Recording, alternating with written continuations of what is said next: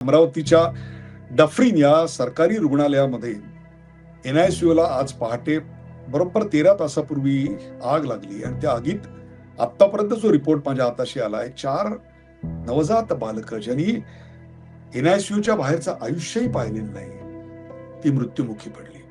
त्याचबरोबर अनेक बालकं आता जीवन मृत्यूच्या संघर्षात इतरत्र झुंज देत आहेत.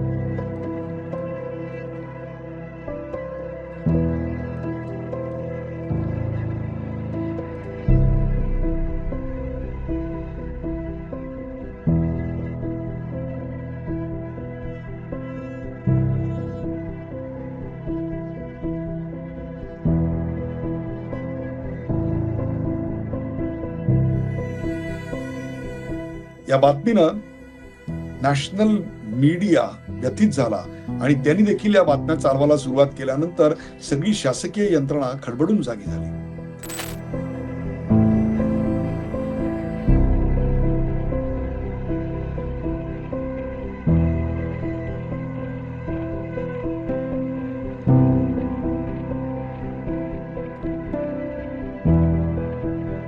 नमस्कार. द उदय निरुळकर शो मध्ये आपल्या सगळ्यांचं मनपूर्वक स्वागत. प्रेक्षको, आज हा कार्यक्रम तुमच्या समोर मी आणताना खरोखरच मन वेदनेनं विदीर्ण झालंय. याचं कारण अमरावतीच्या डफरीन या सरकारी रुग्णालयामध्ये NICU आज पहाटे हा कार्यक्रम मी रेकॉर्ड करत असताना आता दुपारचे 4 वाजलेत.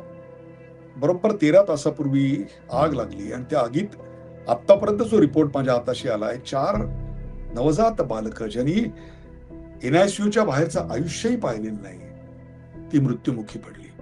त्याचबरोबर अनेक बालकं आता जीवन मृत्यूच्या संघर्षात इतरत्र झुंज देत आहेत. या बातमीनं नॅशनल मीडिया व्यथित झाला आणि त्यांनी देखील या बातम्या चालवायला सुरुवात केल्यानंतर सगळी शासकीय यंत्रणा खडबडून जागी झाली.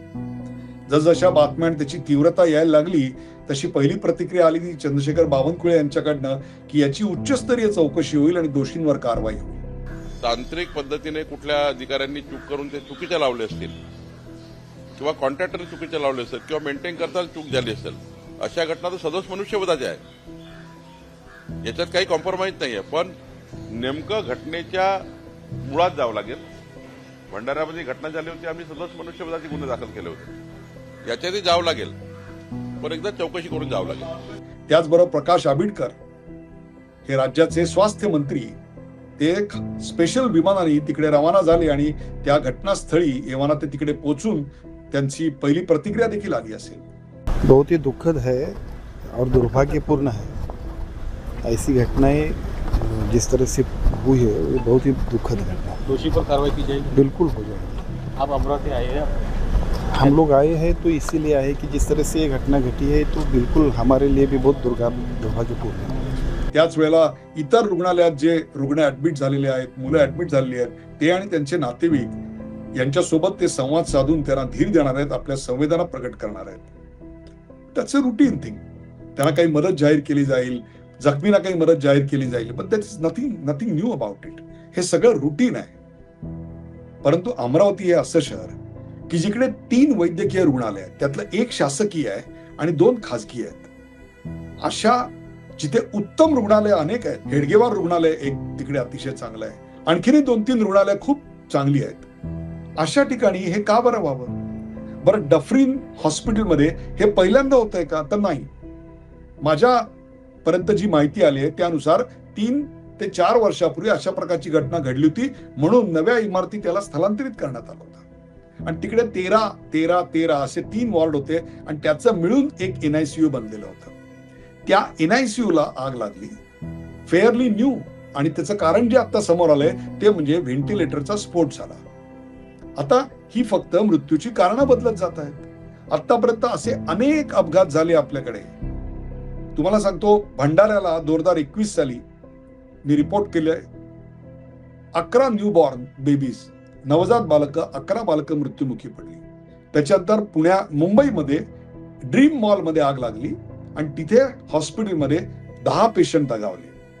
नागपूरमध्ये एका हॉस्पिटलला आग लागली आणि त्याचे 4 पेशंट दगावले. ही झाली फक्त महाराष्ट्राची यादी. तुम्ही जर भारताचा आकडा काढला तर तो त्याहीपेक्षा जास्त आहे. आपल्याकडे दर महिन्याला 2 मुलं किंवा 2 रुग्ण हे अशा हॉस्पिटलच्या आगीत मृत्युमुखी पडतात. वर्षाला 25हून अधिक, आणि गेल्या काही वर्षातला हा आकडा 130च्या पुढे गेलेला आहे.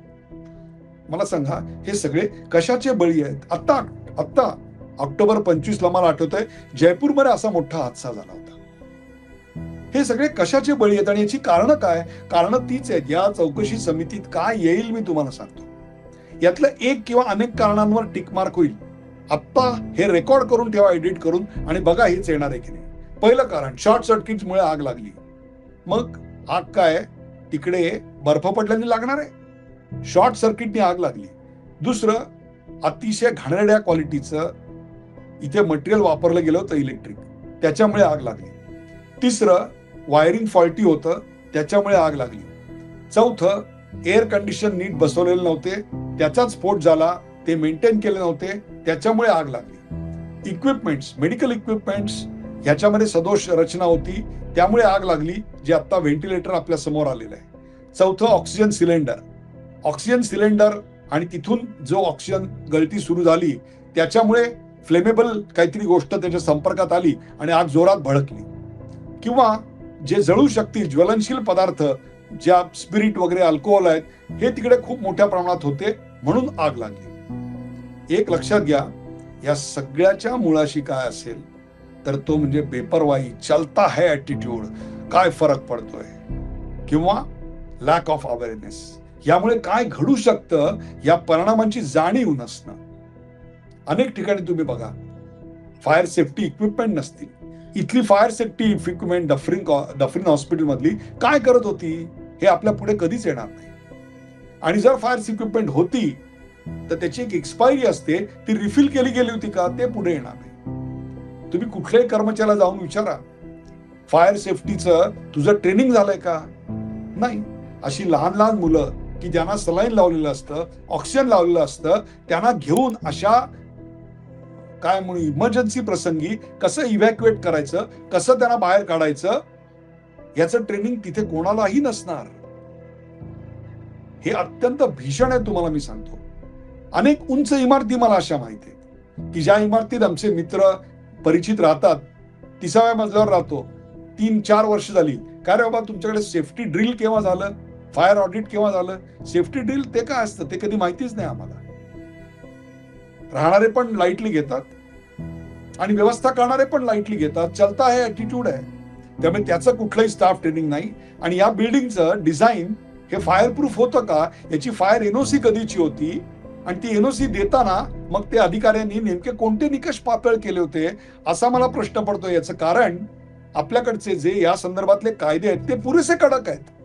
तुम्ही अगदी त्यांना विकसित राष्ट्रांशी कम्पेअर केलं तर तुलनात्मक दृष्ट्या आपले कायदे हे त्याच्याशी कम्पेरेबल इतके सुंदर आहेत. उदाहरणार्थ, ministry of health and family वेलफेअरची काही गाईडलाईन्स आहेत. त्या गाईडलाईन फायर अँड लाईफस्टाईल बद्दलच्या आहेत फॉर हेल्थ केअर फॅसिलिटीज. त्याची प्रत्येक कलम जर तुम्ही पाहिलीत आणि त्याची काटेकोर अंमलबजावणी झाली तर अशा प्रकारच्या काही गोष्टी घडायची शक्यता खूप कमी होऊ शकते. त्याचबरोबर नॅशनल बिल्डिंग कोड आहे, 2016 साली त्याच्यात अमेंडमेंट करून त्याच्यात इम्प्रूव्हमेंट करण्यात आलेले आहेत. त्याच्यामध्ये प्रिव्हेंटिव्ह, त्याच्यानंतर त्याचं कन्स्ट्रक्शन कसं करावं, केअर कशी घ्यावी, या संदर्भातल्या सगळ्या सूचना अतिशय बारकाईने दिलेल्या आहेत. फायर एनओसी कशी करावी, याचं फायर इन्स्पेक्शन कसं करावं, या सगळ्याच्या सूचना दिलेल्या आहेत. इथली अलार्म सिस्टीम नेमकी काय करत होती? अनेक ठिकाणी मी पाहिलेलं आहे, अलार्म असतो आणि तो अलार्म बंद करायचं बटन असतं. अलार्म बंद करायचं बटन कसं असतं? अलार्म बंद करायचं जर बटन असेल तर अलार्म हवाच कशाला? फायर एक्सटिंग्विशर्स ही जर एक्सपायर्ड असतील आणि ती बदलायची जबाबदारी मग एकमेकावर ढकलत असतील तर काय बोलायचं? सवाल आहे की कायदे सगळे आहेत, फक्त त्याची अंमलबजावणी करणारे कर्तव्य कठोर अधिकारी की जे व्यवस्थेसमोर झुकत नाहीत, जे प्रसंगी नडतात, असे अधिकारी नाहीयेत. म्हणून प्रत्येक ठिकाणी असं काही घडलं की पहिली प्रतिक्रिया येते तुकाराम मुंडे असायला हवे होते. It's not just the question of Tukaram Munde. आज महाराष्ट्र सरकारमध्ये अशा प्रकारचे अनेक अधिकारी आहेत. विकास खरगे आहेत, श्रीकर परदेशी आहेत, अश्विनी भिडे आहेत. किती नावं घेऊ? खरोखर 2 पानाची यादी आहे आपल्याकडे. हे सगळे अधिकारी उत्तम काम करतायत. आज मीडियाला गरज आहे म्हणून ते तुकाराम मुंडे यांना गाजवतायत. ते कामही उत्तम करतायत. पण काम उत्तम करतायत म्हणजे ते नवीन कायदे निर्माण नाही करत आहेत. तो त्यांचा अधिकारच नाही आणि ते कुठल्याही अधिकाऱ्याकडनं अपेक्षित नाही. ते काय करतायत तर आहे त्या कायद्यांची काटेकोर अंमलबजावणी करतायत. त्यांनी जर आम्हाला एवढा चांगला इफेक्ट आणि इम्पॅक्ट मिळतोय तर मग इथे त्याची अंमलबजावणी का नाही झाली? आमच्या मतदारसंघातल्या या पेशंटला ताबडतोब सर्व्हिस द्या, त्याला ऍडमिट करून घ्या, त्याचं ऑपरेशन करा म्हणून पालकमंत्री फोन करतात, मंत्री फोन करतात, आमदार फोन करतात, नगरसेवक फोन करतात. पण मग इकडचं फायर सेफ्टी ऑडिट झालंय की नाही, इकडचे एक्सटिंग्विशर्स हे एक्सपर्ट आहेत की नाही हे बघायला कोण जाणार? इथली स्वच्छता कोण बघणार? तुमचे पेशंट ऍडमिट झाले आणि तुम्हाला तुमच्या गावात क्रेडिट मिळालं की तुम्ही खुश झालात, उधर मरना चाहिए लोग, तुमको कोई फरक पडा नाहीये, आणि पुन्हा मेले की अश्रू ढाळला सगळे पुढे येणार.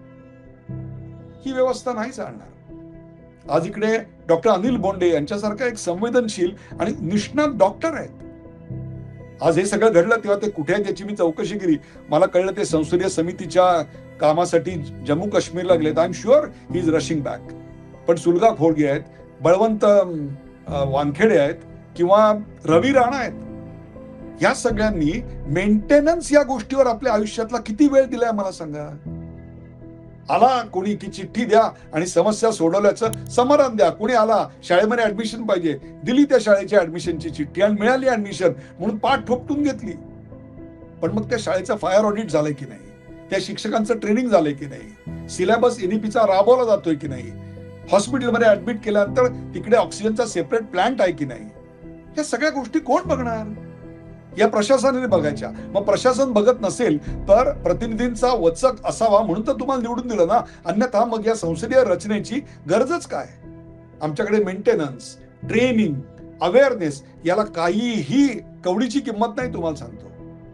आणि दुर्दैव म्हणजे प्रत्येक वेळी असा हादसा घडला की काय होतं, सर्वात ज्युनियर मोस्ट माणसाला पकडलं जातं आणि सुळी चढवलं जातं आणि जे यातले खरे गुन्हेगार आहेत, बिग फिश, ते मात्र मोकळे राहतात.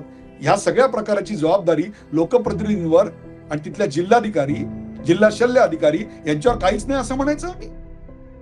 मग ही व्यवस्था अशीच राहील. ही व्यवस्था जर सुधारायची असेल ना, तुम्हाला मी सांगतो, तर उत्तरदायित्वापेक्षा प्रिव्हेन्शनला महत्व द्या. एखादी गोष्ट होणार कशी नाही याला महत्व द्या.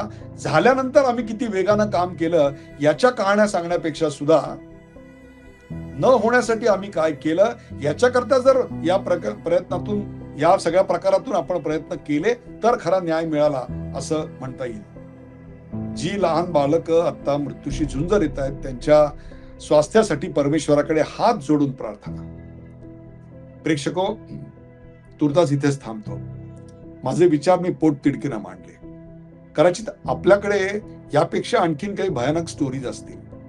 हा कार्यक्रम अनेक सरकारी अधिकारी, मंत्री बघतात असं मला खात्रीनं कळलंय म्हणून मी तुम्हाला विनंती करतोय की कॉमेंटमध्ये अशा प्रकारच्या समस्या तुमच्या गावात असतील, इस्पितळाच्या बाबतीतल्या, हलगर्जीपणाच्या, डॉक्टरांच्या नाही, या अशा व्यवस्थेच्या, फायरच्या, तर आम्हाला जरूर कळवा.